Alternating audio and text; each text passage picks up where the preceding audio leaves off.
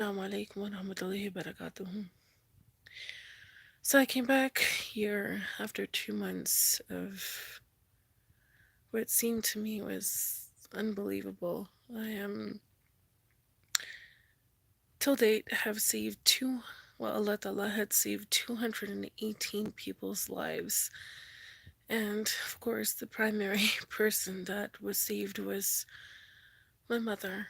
I had left for 2 months and I only had 6 bottles of my cure, and I, like Ibrahim alayhi salam was to call in his story, went into the fire with only 5 bottles of cure for her and only one left for me. Overnight, she was cured, alhamdulillah, by the mercy of Allah subhanahu wa ta'ala. What happened was unbelievable over time, that the information that I needed for it to be factualized was, last couple of years, I've understood it to be that I have bloodline from Iraq. That my descendants had, at least my immediate descendants, had traveled from Baghdad, Iraq, into Bangladesh to spread Islam.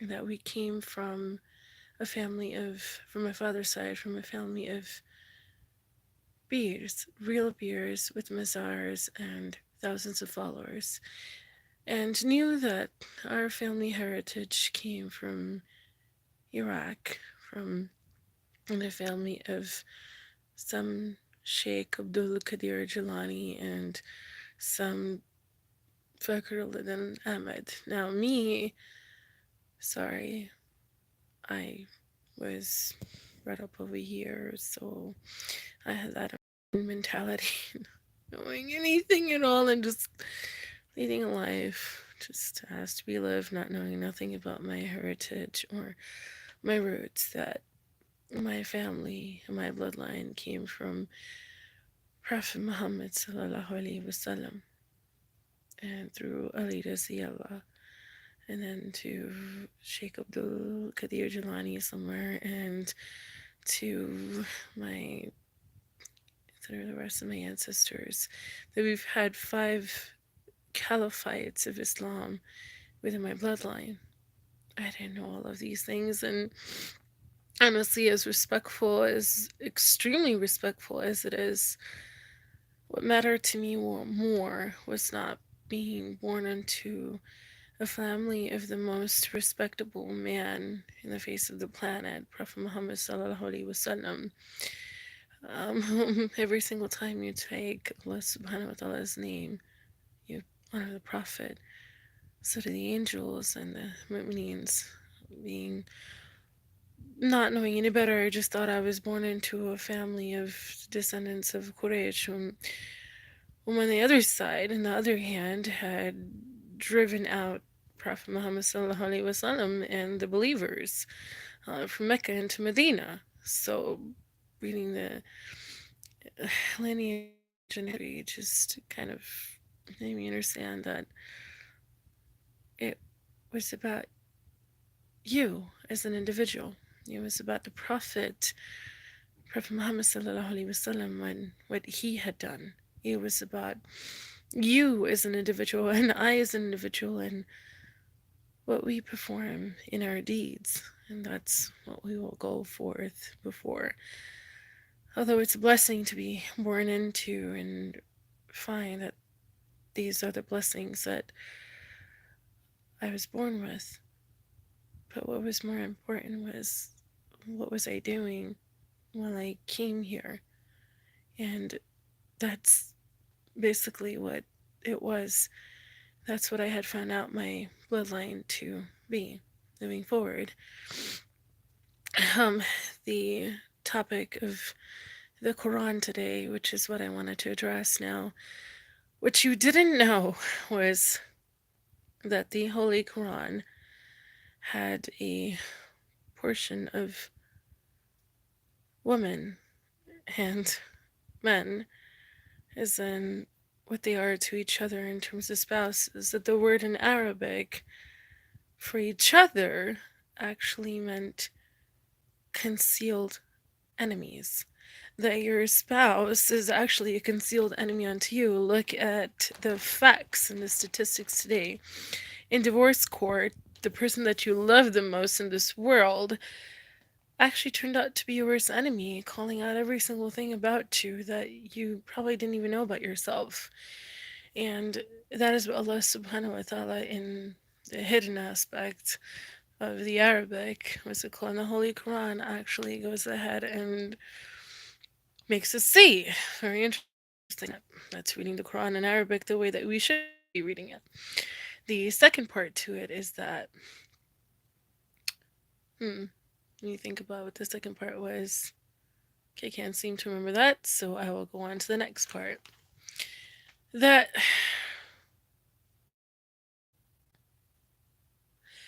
we, as human beings, scientifically proven, carry 99.9% of the same DNA. Every single one of us.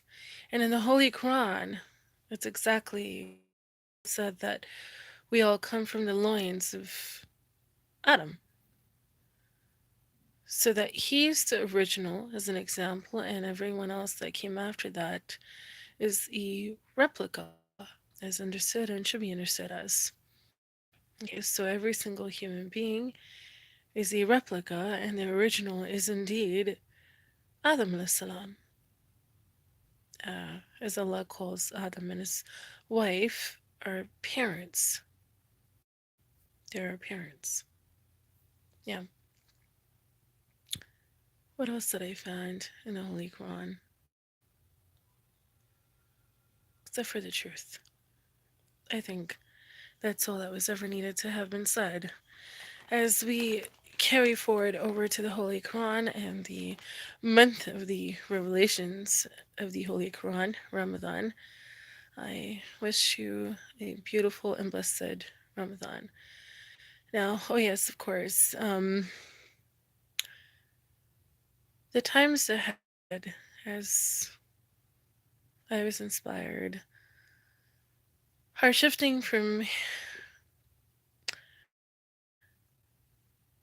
Emmy's antidote times, Allah subhanahu wa ta'ala, over to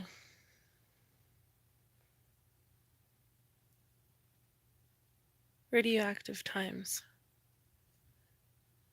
These times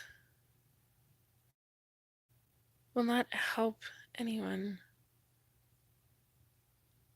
with anything other than primarily salt. You'll need to take salt for the radioactive particles to be removed from your thyroid.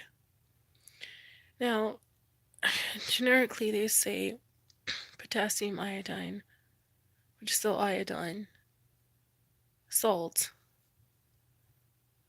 It's the same thing, except one has potassium in it and one you can actually IV to, or but you can take a bottle of water and put in 4 teaspoons into the salt, but just keep in mind that once you take that in the event of the emergency, you'll need to have two things. You'll be dehydrated because of the salt, extreme dehydration for approximately 17 to 20 hours, and you'll be needing a lot of liquid. Perhaps, in my case, what's it called? As I had witnessed that Spirulus subhanahu wa ta'ala. Lots of cold water. Lots of cold water will be needed. And of course the restrooms, so you're gonna need that two things for it to clear out the particles and phlegm in your body. As for the next part, as to cancer and all of these things that arise within the body, all come down to one thing: bacteria. That, inshallah, if Allah wills, will continue to be a journey of a recovery through my cure. But as I speak right now, This is the most important message that I have received from Allah subhanahu wa ta'ala. And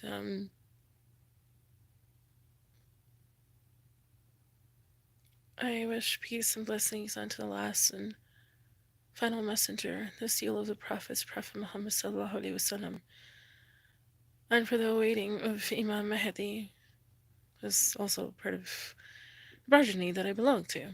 But other than this, what's it called?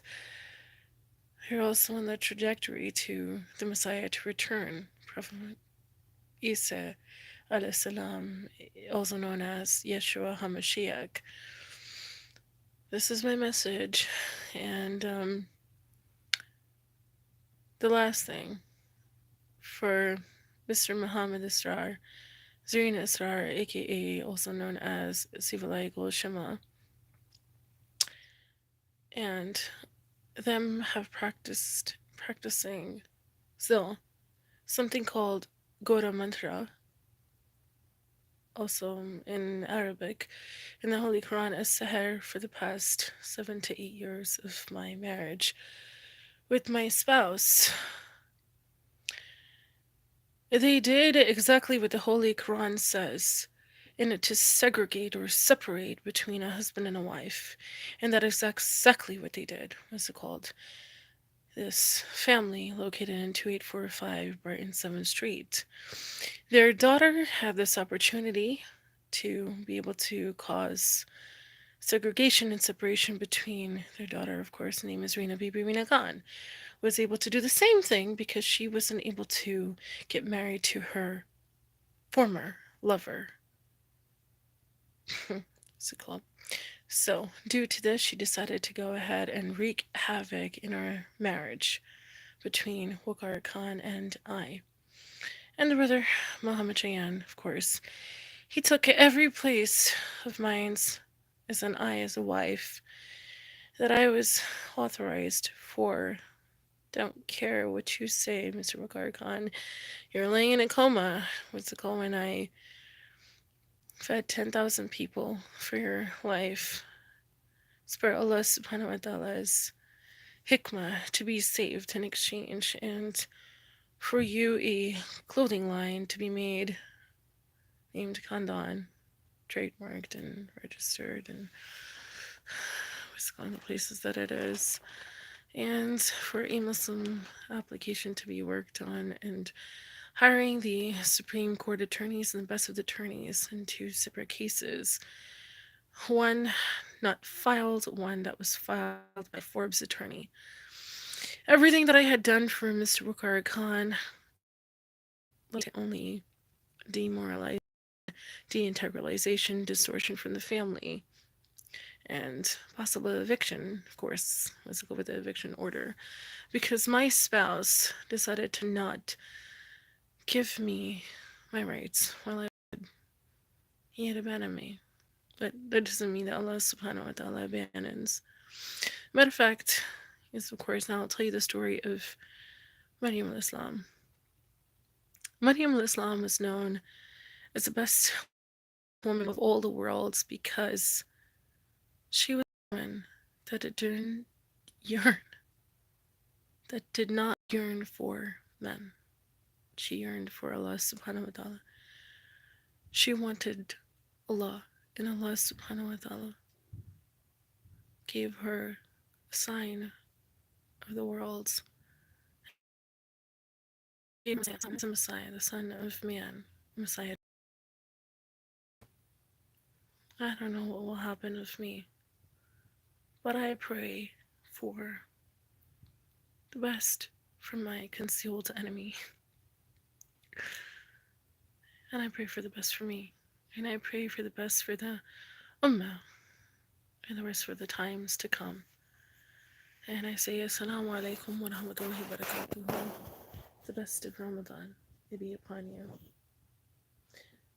Please recite Surah Al-Waqi'ah and Surah Al-Asafat, the times to come, and Surah Al-Daha.